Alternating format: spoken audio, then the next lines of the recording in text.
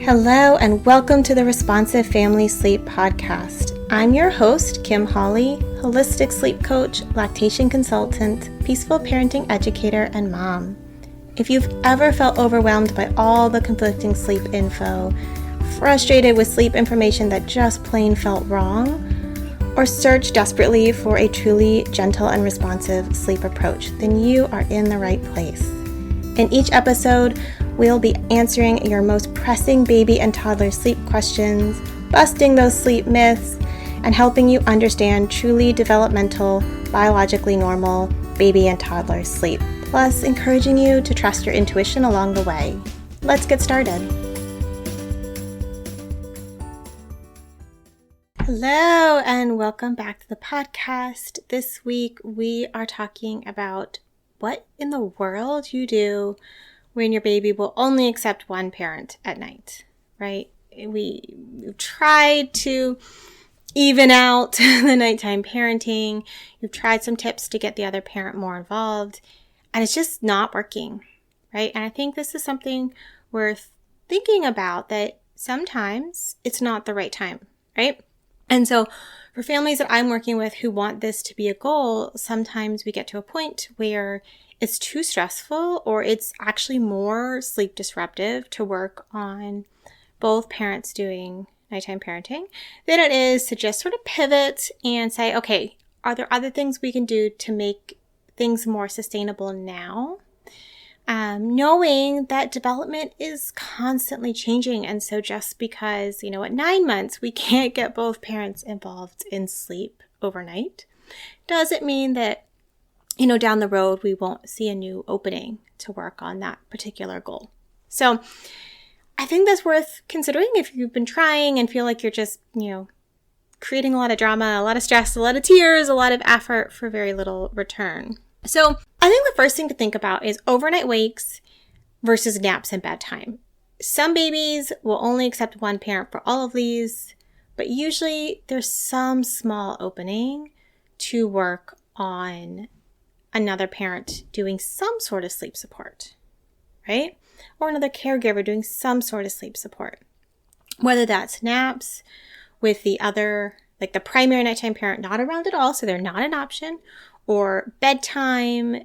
A lot of times with some consistency, you can find a little bit of a step, right, in that direction, even if the overnight wakes are completely a no-go. So that's an option and worth at least, experimenting with. If that's still not happening, right? I think it's helpful to think about how can you carve out more space and time for both rest and self-nurturing for the parent doing all the nighttime parenting, right? How do we make more space for this parent to show up for themselves and pick up extra sleep and take care of themselves, knowing that their nighttime sleep is more fragmented, they're getting less sleep overall. They're not getting the same amount of consolidated sleep. Sometimes this looks like taking a baby who might get up earlier for the parent to sleep in some more. So maybe baby's up at 6. The parent not doing nighttime parenting takes the babies, and the primary nighttime parent gets to sleep in a couple extra hours. That can work really nicely. Or maybe we try to work towards a later bedtime for baby and the primary nighttime parent goes to bed earlier. Maybe we work on a bedtime that looks like the baby falling asleep in a carrier with the other parent. And some babies will take that, right? And fall asleep, and we get a bit of a longer stretch for the parent. And there's too many parents here. This is a little bit of confusing terminology-wise. So sometimes babies will be held sitting up in a carrier, in snuggles, fall asleep at the first part of the night when they wouldn't accept a bedtime routine or more typical falling asleep process with that parent.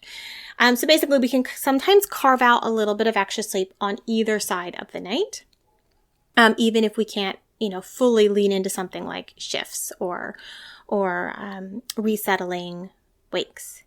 Another way we can help that parent get more sleep is supporting naps. And if you're not working, then maybe co-napping with your baby.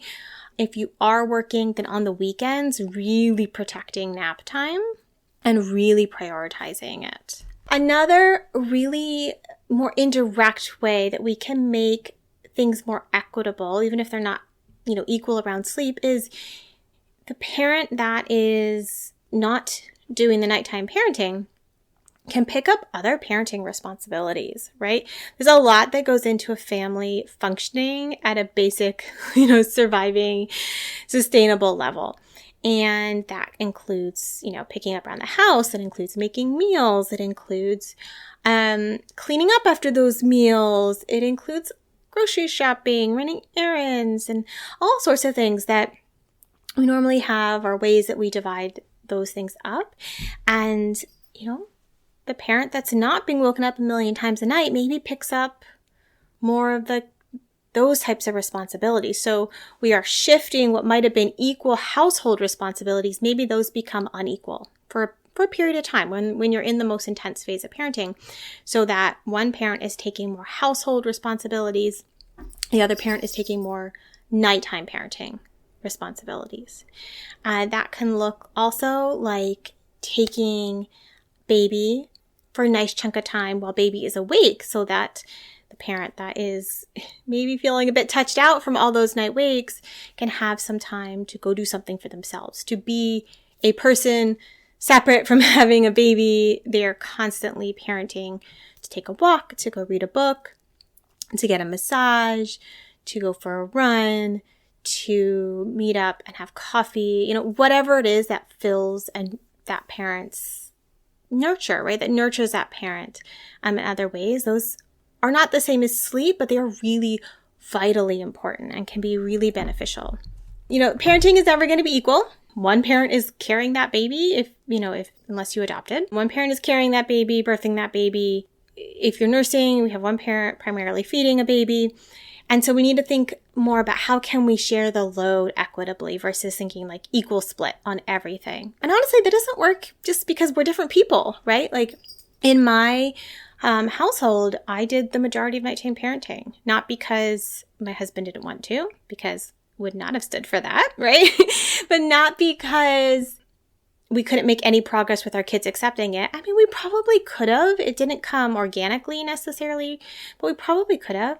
But mostly it was because those lovely lactation hormones meant that it was easy for me to fall back asleep, right? Once we were bed sharing, they nursed, they fell back asleep. But if for some reason they were up for a prolonged amount of time, or we were in a phase where nursing wasn't as effective, then my husband stepped in, right? And he was happy to do it. And, he didn't do it on a regular basis because he didn't cope as well with that kind of sleep disruption. And like I said, I had those lovely lactation hormones meant that I fell back asleep really quickly. So it made the most sense for our family based on our babies, but also based on us as adults. And so that is a piece here as well, as long as both parents feel the process is equitable and you're taking care of each other in that process. And so I think the important piece is that the parent who is getting more restful sleep is willing to tap in, is willing to step in on a bad night or in a bad phase to support their partner. Even if baby's upset, even if baby doesn't love it, even if the other parent is also tired because things have been rough, that you're willing to step in and support your partner. Because sometimes it's more important that we give our partner a break than, that our baby's a little upset being responded to by a loving parent, right? That's the key here, that we're responding to the baby, we're soothing the baby, we're being very loving and responsive to the baby, even if we're not the parent they want in that moment. There's times where that is the right choice, right? Because the other parent, the primary nighttime parent is not coping. And it doesn't do anyone any good to really not be coping just because you're the parent that baby wants in that moment. I think that's really important piece when nighttime parenting is very skewed to one parent or another, that we have this ability to bring the other parent in. Also, I think it is fundamentally important that if you are the parent getting restful sleep, you recognize that and give compassion and grace and support to your partner more broadly, right? Even if you are bed sharing and nursing overnight and it's minimally disruptive, like I would say a lot of times it was for me, it is still not the same kind of sleep for most parents as it is if you are just sleeping. And so I think just recognizing that that's important, nurturing parenting work that your partner is doing, and really making sure they feel valued and appreciated for that work, and that you're there to back them up and support them, right? That matters if you're the primary parent doing nighttime parenting. So I feel like I'm switching back and forth a little bit, right? Like, who is this message towards, or who are we kind of focusing in the center here?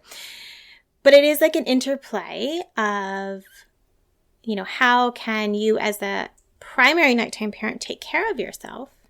And how can you as their partner, as the parent not doing as much overnight, support them?